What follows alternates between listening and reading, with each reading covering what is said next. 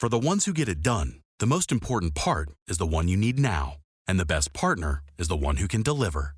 That's why millions of maintenance and repair pros trust Grainger, because we have professional-grade supplies for every industry, even hard-to-find products. And we have same-day pickup and next-day delivery on most orders. But most importantly, we have an unwavering commitment to help keep you up and running. Call, click Grainger.com, or just stop by. Grainger, for the ones who get it done. The numbers told the story, they always do. It's one of those idiots who believe in analytics. This is a numbers game with Gil Alexander on VSiN. It is hour number 2 of a numbers game here on VSiN. Matt Brown pinch hitting for Gil Alexander, who's out this week. Somebody else will be in the chair here tomorrow. Kelley Bydlon will still be behind the glass, though, and he will take you with all of his expert knowledge in that beard of his through the rest of the week. But I'm going to be back on the golf course or something like that. The weather's gotten nice around here now. It's getting hot quick, man. The weather's gotten nice around here. I can go out and not feel like I need to bring a jacket, and that's a big thing for me. For those out there who don't know Matt Brown well, he considers anything under 89 degrees to be too cold. So, which, by the way, Thursday's supposed to be like a high of 70. I'm just going to stay inside that day. I'm just going to stay inside on Thursday. Better build a fire. Yeah. I'm going to build a fire. There's no reason for why does it do this to us every single time? It gets up to the 85 and then it goes back down. I just can't deal with it. It's spring in Vegas. This is the last time this is happening, though. I promise you. We're done with this. We're into the 85 plus, and I'll just be out and enjoying the sun and all the things like that. All right, now joining us here on the program, let's talk to Joe Sheehan. You can find him over at the Joe Sheehan Newsletter. Be sure and go in and subscribe to that. You should. It is great information. Joe, how you doing, buddy? Good, man. I'm just wondering if it's ever too hot for you to play. No. That's actually the best part about Vegas is because when it gets to be about 105 every single day, nobody wants to play in the hot. You can go pound out a round of golf in like 2 hours and 15 minutes because it's just wide open. You're just flying around the course. It's amazing. It's the best thing about the middle of summer in Vegas for golf. Yeah, that's what I'm with you. I'll play as hot as it is. If you tell me nobody's on the course, I'll play if it's 120. Yeah, seriously, because that's like the worst thing for me. Standing there waiting. That's like makes it completely unenjoyable for me. All right, Joe. So listen, one thing I do want to get an expert opinion on here because I've watched a bunch of these games and I really do start to kind of buy into the Rays being actually legitimately very good. I know there's a lot of people who are saying that, listen, they're just running hot, small sample size type of stuff, and that certainly could be the case. We have a ton of games left to play here, but you just kind of look up and down that roster and it's just a bunch of solid dudes, and Arozarena is playing absolutely fantastic, and you've got all these arms that go out and just give you good starts every time they go out there. And I guess my question is why can't this be sustainable? Well, nobody's an 800 team, right? I mean, they're on pace to win 120-something games right now. That's not going to hold up. But, I had the Rays as a playoff team with the Jays winning the division. Now, can you make the case that the Rays will win the division and actually be the best team in the AL? Yes. You look at them, and we've known the Rays to be a run prevention team, right? They're very good at finding pitchers, figuring out what they do best, and sending them out there and saying, just do that. Just throw your slider 53% of the time. They're throw your splitter this much, or move to this side of the rubber. They're very good at getting the best out of their pitchers. What's changed this year is the offense has been incredible, and to me, that's they've traded for a lot of guys over the years. You just mentioned Arozarena, trading for Christian Betancourt or Yandy Diaz and getting good work out of them, but they haven't developed their own hitters. Wander Franco came up; he had an off year last year. Brandon Lau had a big 2021. He didn't hit. He was hurt. He had a back injury last year. Josh Lau came up last year, didn't hit. Well, those homegrown players now are really contributing. Those three have gotten off to incredible starts. Again, they're not going to hit as well as they have, but they've lengthened that lineup now. You face this Rays team, and you have plus hitters in 9 spots of the lineup. It becomes very hard to beat. Even Taylor Walls, really a glove guy at shortstop, is off to a good offensive start. So a team that we know is going to keep runs off the board is now one of the best offensive teams in baseball as well. Joe, who is the biggest mirage so far? Is it the Twins, is it the Rangers, or is it the Pirates? I'd probably say that group, the Rangers, and stick a pin in Jacob deGrom. Well, don't do that. He'll be out for 6 weeks. But we'll see how much he pitches the rest of the way. I wasn't a big fan of them coming into the season. I don't think they have the pitching depth behind DeGrom. They signed John Gray last year. Martin Perez has been a good story for them. I don't really trust them, although I will say this. Bochy has a rate of developing good bullpens out of very little, both in San Diego and San Francisco. So that was probably the biggest benefit of hiring him. But by and large, I see a team that is very good in the top 6 or 7 roster spots and falls off a lot after that. So if I'm picking from those 3 teams, I think the Rangers are probably the weakest. The Twins, very good offense, not a lot of pitching depth. Obviously, the injuries they've had, the rotation now are going to hurt them. They don't have a lot of upper level depth. Surprisingly, Matt, the Pirates, if you look at how they're winning, it's strong strength at the back of the bullpen. Colin Holderman's been good. David Bednar is quietly one of the better closers in baseball. A lot of the trade acquisitions they've picked up have played well, Connor Joe and guys like that. I don't think they can hold on in the sense of they're going to win the division. But I think you have a team that will probably hang around the wild card race most of the year. The New York Yankees are a team that everybody wants to talk about. They're currently sitting 500 right now, 15-15. We know Giancarlo Stanton's on the IL. They just add Aaron Judge to the IL as well. We talked about how good we think that the Rays are, that there's some sustainability there. You said you had the Jays winning the division as it was anyway. The Orioles now playing at a very high level, 19-9. Can Grayson Rodriguez and all these other young guys continue what they've been doing so far? So where do the Yankees fit into this whole picture? And do you think that this is, what this representative of what we're going to get from the Yankees basically the entire season? It's tough because they do have a thin offense, and as we're seeing now, they've got a starting outfield being paid $77, $80 million, something like that, on the IL with Stanton, Judge, and Harrison Bader. Last night they started Oswaldo Cabrera, Isaiah Kiner-Falefa, and me in the outfield. It really is pretty bad for them. They just don't have the depth. And we saw last night. They're a team that's going to have to win. We think about the Yankees as being this slugging team, but if you look at how they've won games the last couple of years, it's been a lot more about the pitching and the defense. So when they're up 2-0 over the Guardians in a game like last night, they've got to be able to put that away. They've got to win those 2-0, 2-1, 3-2 games. Any one of those that they lose really hurts them. So, they'll get Bader back here shortly. But, Judge and Stanton are two. This is one of the questions about, when the Marlins signed Stanton a zillion years ago, when the Yankees signed Judge last year. I'm not saying it was a mistake to do it. They needed Judge for this team. But when you sign a player who's 6'7", what is Judge, 270, the history of players with that kind of size is really bad. Basically, Dave Winfield, a couple of Frank Howard seasons, and nothing else. So this is the risk with having these really big guys. They do tend to break down in their 30s. Another team that is certainly underperforming here in the early part of the season is the St. Louis Cardinals. And you kind of look and you say, oh, well, Goldschmidt's doing Goldschmidt things, and certainly Contreras has been good. You're getting some decent production from Nolan Gorman. What's going wrong here? And then you look over at the pitching. And, Joe, I guess my question to you here is they've dug a decent-sized hole, even though we have a ton of games left to play. But you look at a 10-19 record, and you've got this pitching staff where I just wonder if that's going to be enough for them to be able to dig it out and come out and maybe beat some of these teams that are overperforming right now. Where do you see this Cardinals squad, and do you think that it's too much to overcome? Yeah, I think they're going to have to win a lot of games 6-5. You remember that opening series with the Blue Jays where it was 10-9 on opening day and they scored, I think, 22 runs in the 3 games? That's got to be their model, which is unusual for the Cardinals. They're usually more winning on pitching and defense, but they just don't have the staff. And this was a concern known coming into the season. They lost Adam Wainwright. Wainwright actually should be back this week. He'll bump probably Jake Woodford from the rotation, but you look up and down that staff and they don't miss bats. I mean, this has been a problem with this rotation for a while. And the defense is good, but this year it's definitely fallen off a little bit.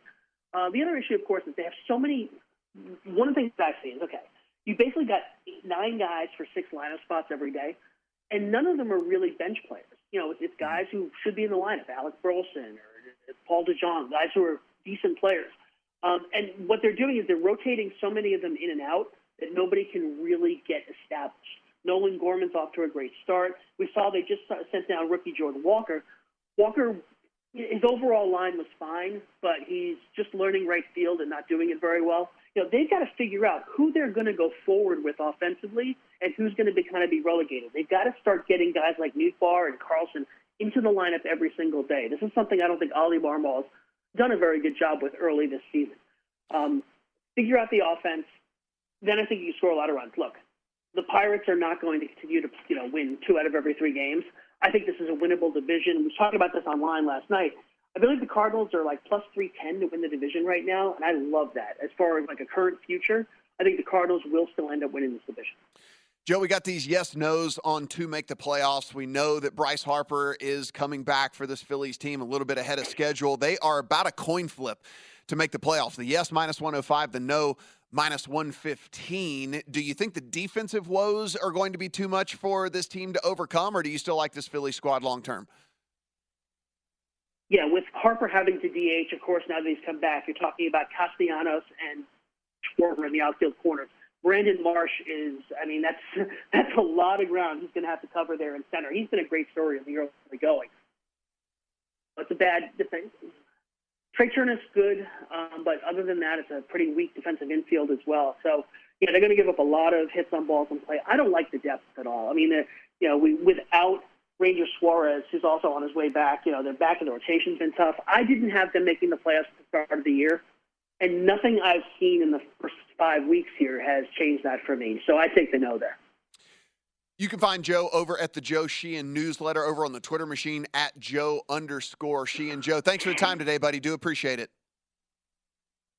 Thanks, Matt. Take care. So, Kelley, there's this new thing that's going on. Apparently, as long as you're just a sports fan, Stephen A. Smith just wants to talk to you now. And so I saw him.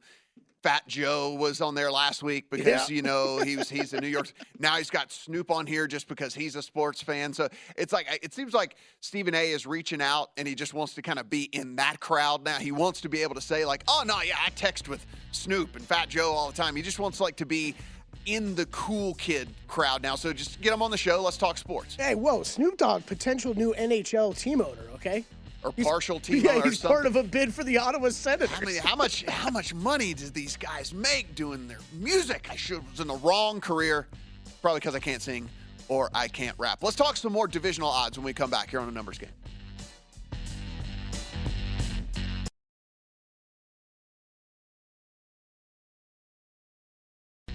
A Numbers Game on VSiN, the Sports Betting Network. Are you ready for the most exciting 2 minutes in sports? Become a VSiN Pro subscriber today for just $9.99 and get all access to everything we do, including our upcoming Kentucky Derby betting guide. I think that's coming to you on Thursday. We have profiles on the horses, jockeys, and trainers, so you know which horses are the favorites, the sleepers, and the long shots, plus best bets from Dave Tooley and other VSiN experts to help you make the most out of your Kentucky Derby bets. Not going to last long, so subscribe today for $9.99 over at VSiN.com/subscribe. The big news yesterday for the Kentucky Derby, the post positions were announced. And this is actually a thing. If for the guys that do this seriously, which I do not and Kelley does not either, we are going to fire randomly at this and hope for the best. But post positions do matter, and so the post positions did come out going down 1 to 20 here. Hit show in 1, verifying in 2, two fills in 3, confidence game in 4, tap it trice is in 5, Kings Barnes in 6, Reincarnate is in 7, Mage 8, Skinner is in 9, Practical Move is in 10, Disarm is in 11, Jace's Road 12, Sun Thunder 13, Angel of Empire, which by the way we've heard several different times on the network as people liking Angel of Empire, comes in at the 14th position. Forte is your betting favorite in the 15th position. Raise Kane at 16, Derma Sotogake, which is a Japanese horse that is making the start there in the 17 position. Actually, only 10-1 on the morning odds there on Derma Sotogake. Rocket Can is coming in at the 18th. Lord Miles at 19, and then Continuar is at 20. There are 3 alternate horses: Cyclone Mischief, Mandarin Hero, and then King Russell. And just the reason I do bring this up is let's look no further than last year, in which a horse came out of nowhere and won this thing. The odds on these alternates are not very long. Cyclone Mischief, morning lines 30-1, Mandarin Hero 20-1, and then King Russell 50-1. There's a 20-1 horse that's not even in the race, Kelley. 20-1. It's not even in the race right now in Mandarin Hero. I kind of like that name. I would probably bet the Mandarin Hero. That is pretty good. That is pretty good. Yeah. I was Yeah, we got odds.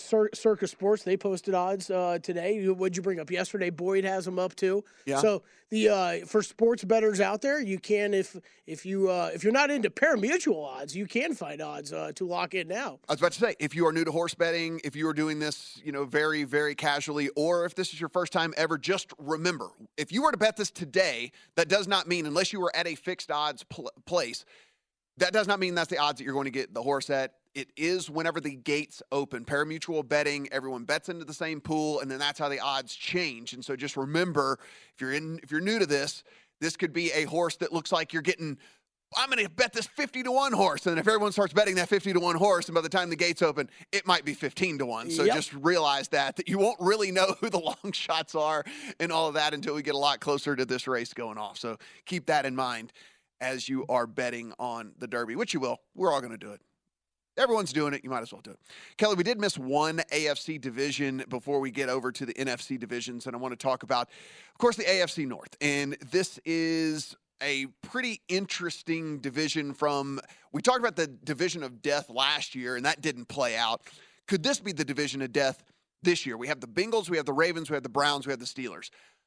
Plus 130 on Cincinnati, 3-1 on Baltimore, 360 on Cleveland, and just 4-1 on Pittsburgh. And you look, and there really isn't a super weak team in this division. We expect Cincinnati to be the best team. They have proven that with Joe Burrow, as long as he can stay healthy, the playmakers that they have on the offensive side, and they added, by the way, in the draft, they went defense heavy in the draft and added on the defensive side of the ball. I think rightful favorite here, but I don't think anybody is going to be jumping up and down going, how did this happen if Baltimore wins that division, or even Cleveland for that matter? Let's remember, you do have now an entire offseason of Deshaun Watson getting, not only knocking off the rust, but getting in there with the offense, being able to really do all that. Remember when he was suspended, he couldn't be in the building. He was not practicing. So this guy did come in after having not played in forever and was kind of winging it last year. And then Pittsburgh actually had a really good draft, in my opinion, as well. We will see what some of these young players can do as they kind of mature here. I think this might be the division of death next year. Yeah.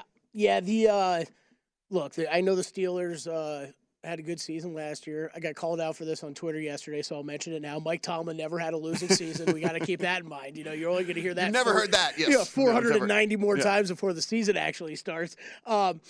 I feel like their odds should be longer, though.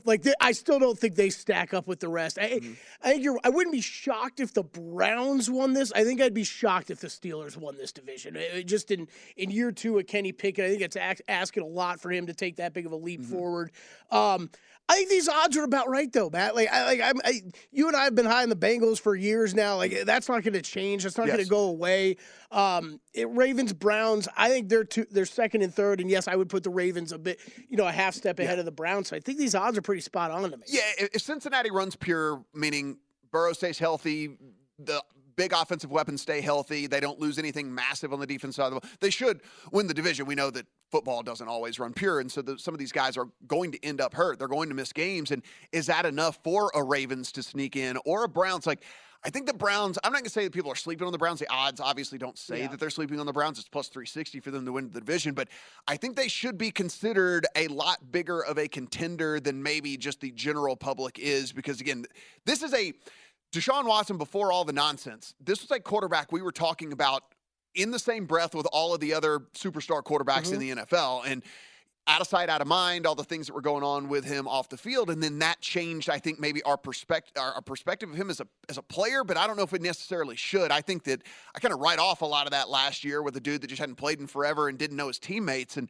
I expect to see a much better version of him this year, which means probably a much better version of this Brown squad. So it wouldn't surprise me if they found a way to sneak in should something happen to one of the major contributors for Cincinnati. I think this is a good comparison. I think if you go from the AFC North to AFC South odds like we're talking about, where I like the Bengals in the North, right? But at plus 130 with three other very capable teams in the division is not nearly enough value as a minus 150 on the Jags is to me, with three terrible teams in their division, right? So that's where I kind of comparing and contrasting how we look at these things. That's where this comes into play. Where I think that Jags, I like that bet. Bengals, I couldn't get there. I don't think I could get there this year with that team in this division. So the AFC East, you said you would play the Bills at the plus 130. That would be your bet. If I had to. I don't. That's not a bet for me right now. No, we're going through the hypothetical if we had to make a bet on each one of these divisions, and we're taking the odds into consideration as well. Bills 130 for you. I think I might play the Jets at 230 if I had to there. I don't know if the Bills are actually that much better than anybody else in that division. AFC West, I would still just lay the 165 with the Chiefs if I had to play it. I don't see any other way that I could get to one of these other teams. I mean, yes, it rides on one player. And if something happened to Patrick Mahomes, then this division goes wide open, no doubt about that. But we don't go into these things assuming that one of these quarterbacks and one of these major contributors is going to get injured. So if I'm thinking I'm getting 15 to 16 games of Patrick Mahomes, then 165 I think is appropriate. And the Chargers are going to have to prove it to me. Before I went down the road last year, me and you, we've did enough content together to know I was all over the Chargers and was trying to really boost them up. And I'm going to have to see it before I can actually buy into that. We're both on the Jags here, and I think this is still a bet that I like a whole lot more than maybe any of these other divisional bets that are out there. Minus 150 on this Jags team. I know you have to lay money here, but we are in a division that a really weak rosters could be 3 rookie quarterbacks that are going to be going outside of the Jags. Man, this one to me, Kelley, not offered here in Las Vegas, but if I make it to one of these other rest of country states, I think this one might actually end up in an account. Yeah, I'm with you. What's funny is we don't usually talk about this at this point. I mean, it's May 2nd. Yeah. But, I actually think this is one you need to bet sooner than later. I can only see this one going against you. It's only moving one way, I think, this entire summer, and that is towards a steeper price on the Jags. Yeah, because if the Titans came out and formally announced that Levis is going to be the starter, and then the Colts come out and formally announce that Richardson is going to be the starter, that's not going to make anybody want to back those teams more, right? I mean, these are rookie quarterbacks that everybody says has some flaws and are going to need to take a little bit of reps in the NFL in order to move forward. So if anything, it's going to move against you. Yeah. So I think this would actually be the time to strike. Now, this is not for everyone's bankroll. I get that. Locking up money for a year. I get it. But if it is your style of betting and you have the bankroll to accommodate, I think that getting a Jags ticket in before Levis is announced as starter, before Anthony Richardson's actually announced as starter, you already know what you're getting in the Texans with C.J. Stroud, who's going to be starting for them. The Jags come back with a veteran quarterback with a lot better roster than these other teams. 150 is might be the best time we see this. I think it probably will be. I mean, the other one to keep in mind is Derrick Henry, right? I think we would have expected any move to be done with him during the draft or before the draft, but we've been hearing about that all offseason, so that's something that could potentially still happen as well. I think it is now. If you're interested in the Jags, I think you bet it now. Let's get Kelley's thoughts on these NBA games tonight, and then we'll run through the NFC side of things as well. Is there any bets we like as good as the Jags bet on the AFC side? Stick around. It's a numbers game here on VSiN.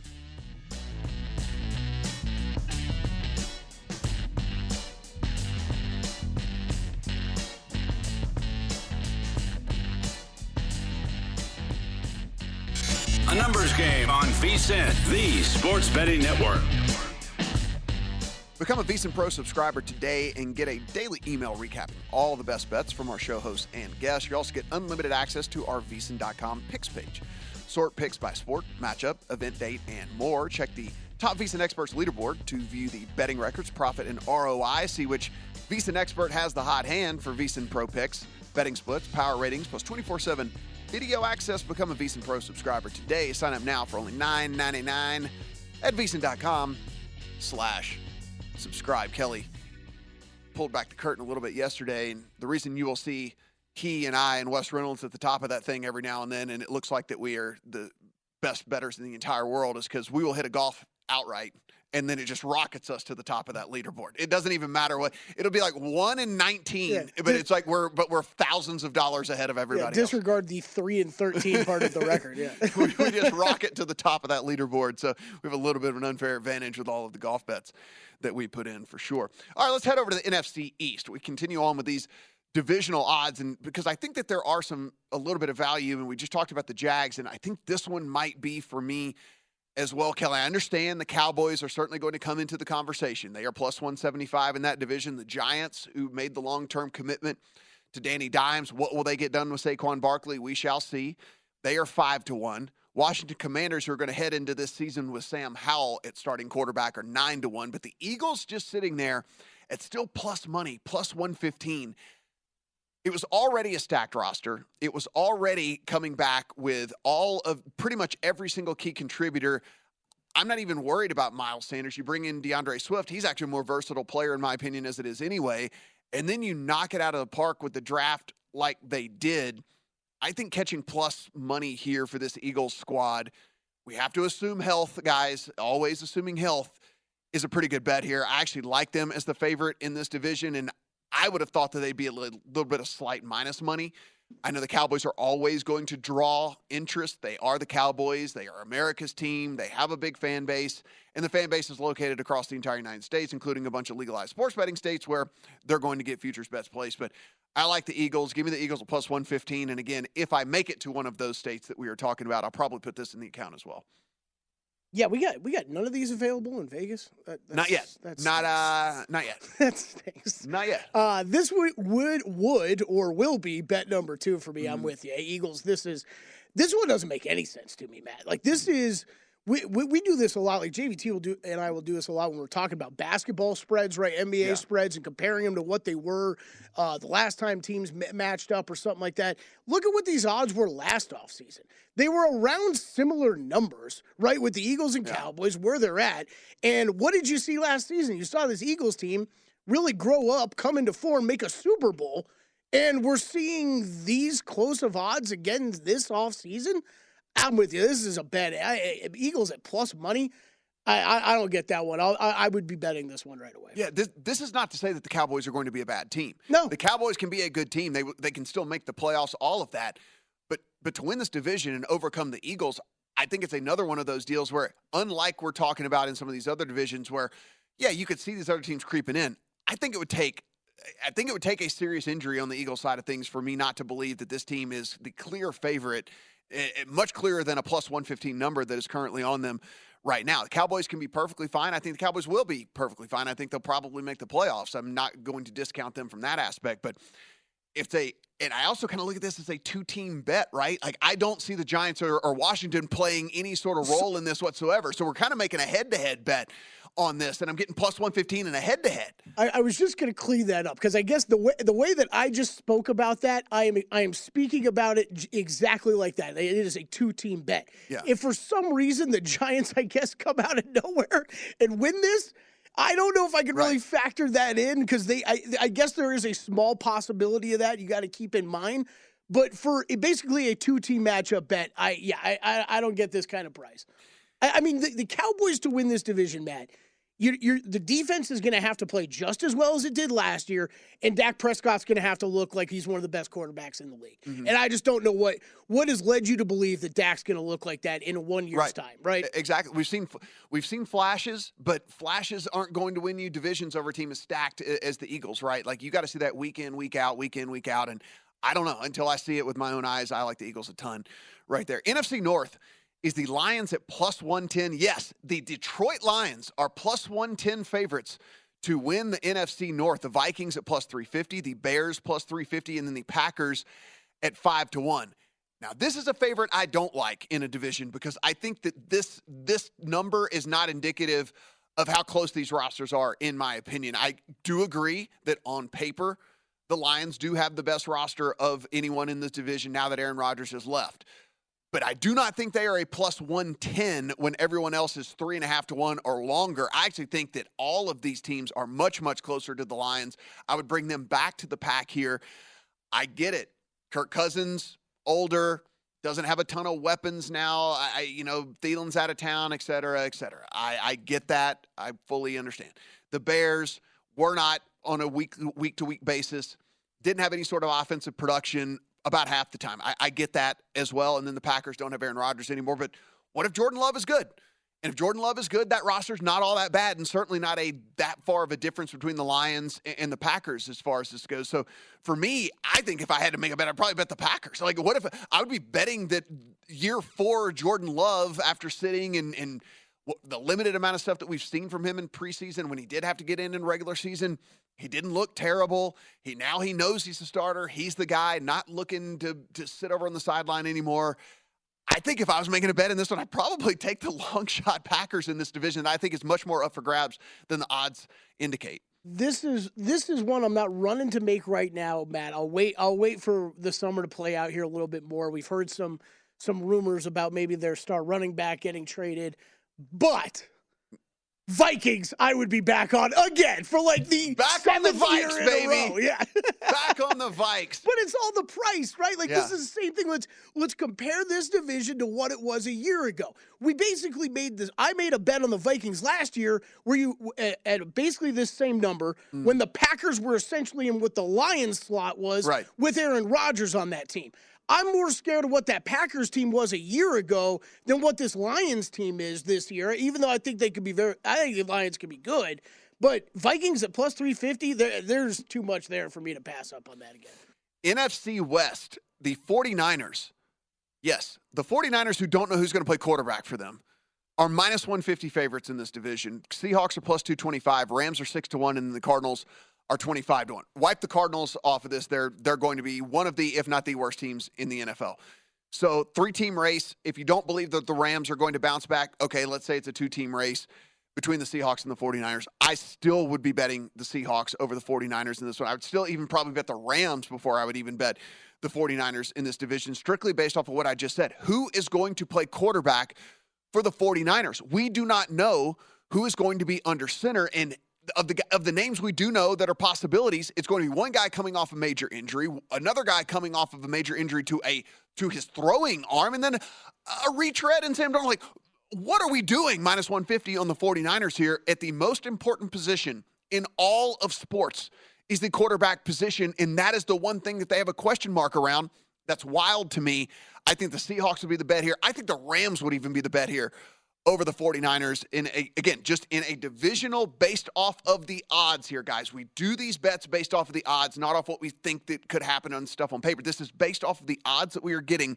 They're not a minus 150 favorite without a quarterback. They're just not, Kelley. Yeah, and, again, based off the odds, that if I had to make a bet here, this would be Rams or pass. Yeah. It would be take a flyer on the Rams or I'm not doing it. You get a bounce-back season from Stafford. You still have Sean McVay. You still have a guy that might be able to get the maximum amount out of that roster, all those different things. I mean, he came back.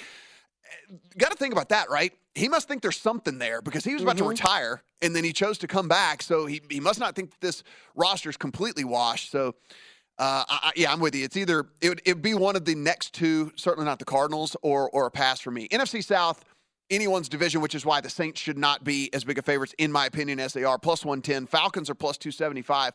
Panthers are plus 330, and then the Bucs are down there at 9. I think that is right for them to be the long shot in the division. But we talked to Eric Eager yesterday.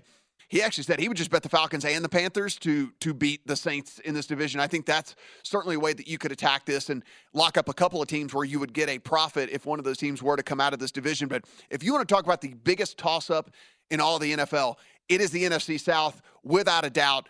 Who knows what any of these teams are going to look like? I have no idea. This is what I can't even imagine putting a bet in on this division. I don't even, Falcons and Panthers, I'm not confident enough in both those teams to do that. I don't. This is a complete pass for me. But what is the NFC South going to look like? I mean, this could be a complete train wreck each and every week whenever we look at this. It might be this beautiful disaster for us. So, every week we're just can't wait to watch the horrible football that's happening in the NFC South. I mean, look, the Saints should be this price if I knew they were going to do the unstoppable play every time.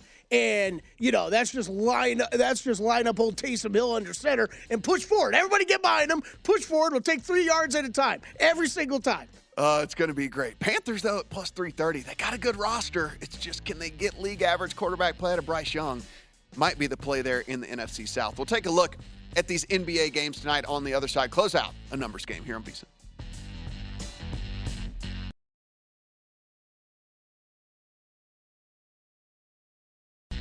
A numbers game on VSiN, the sports betting network.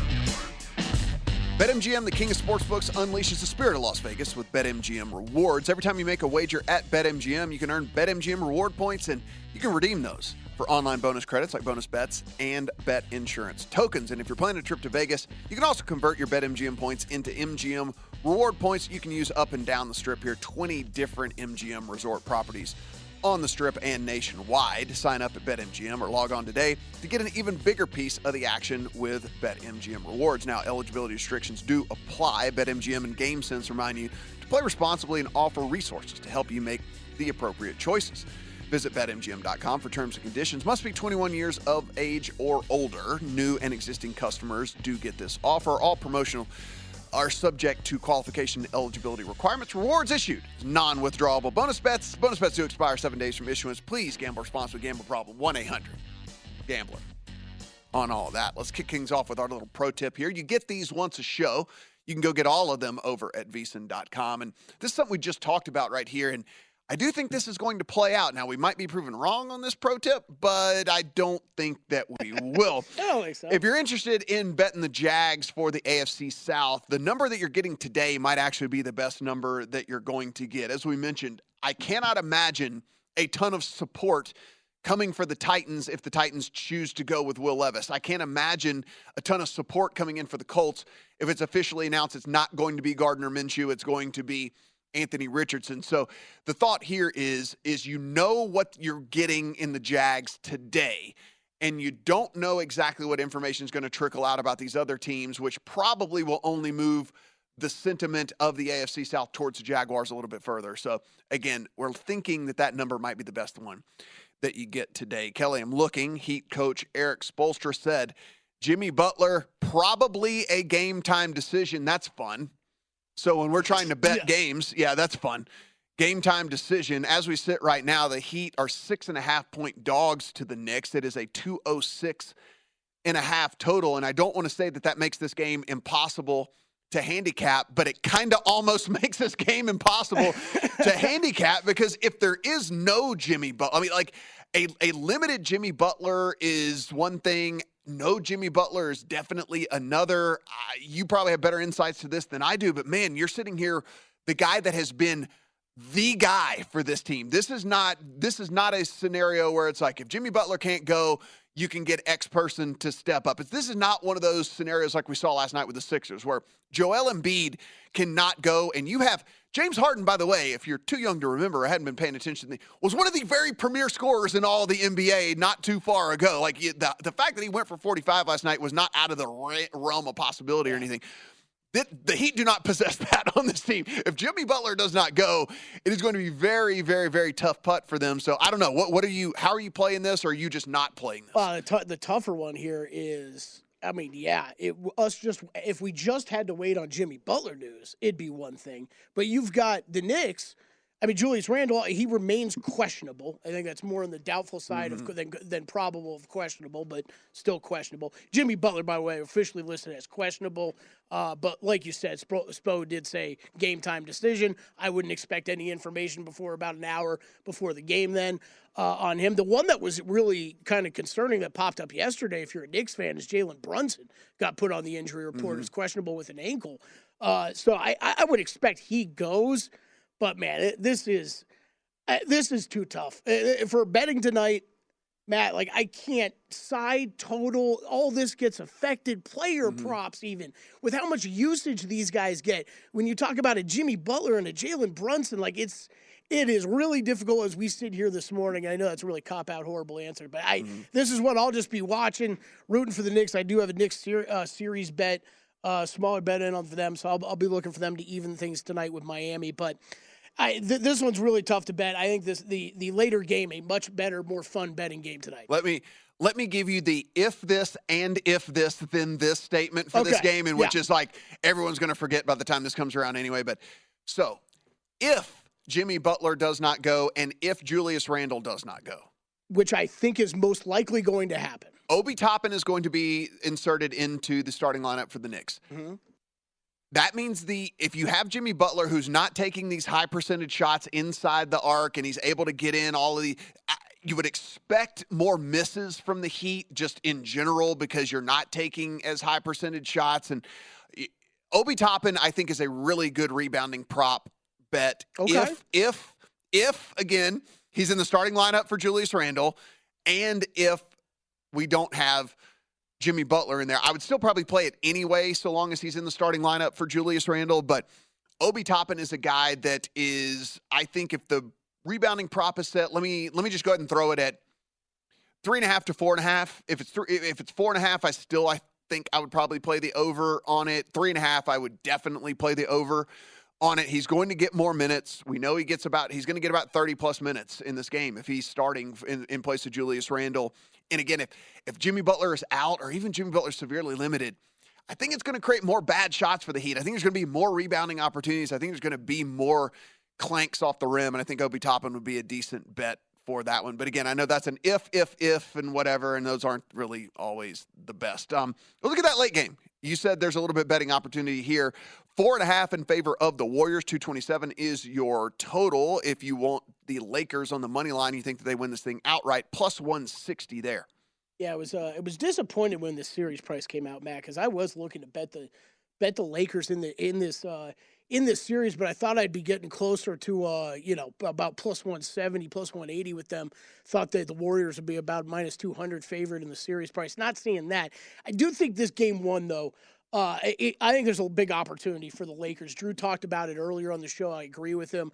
I bet the Lakers first half money line already. I think it's we're asking a quick turnaround from the Golden State Warriors off of that Game 7. Steph Curry playing a ton of minutes, a ton of shots, shooting so pure to come back home right away with this Lakers team that's had a little extra rest time, been able to do a little bit more video work with the Warriors. I think there's a good chance the Lakers go into San Francisco and steal this first game tonight. Only thing I've played so far is the first half money line. I haven't decided what I'm going to do full game side. I might look to just hop in live at some point with that.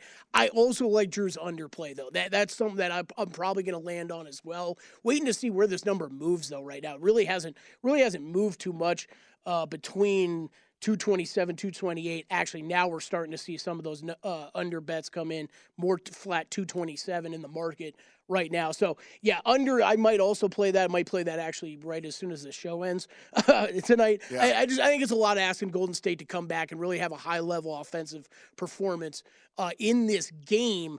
I think they match up, though. They're going to be a tough matchup for the Lakers, though, throughout this series. This is going to be a lot of speculating that comes into play here, but if you were listening to Steve Kerr talking to Steph Curry in Game 7 there against the Kings, he was talking about how he was going to take timeouts to get Steph a breather, and how he was like, hey, listen, I might just take a timeout to get you a chance to sit down, et cetera. Like, very concerned with the workload and the minutes that Steph had put in, and understanding that you got to have a fresh Steph to have any sort of chance whatsoever. Kelley, his point total is set at 32.5 tonight at several of the books out there.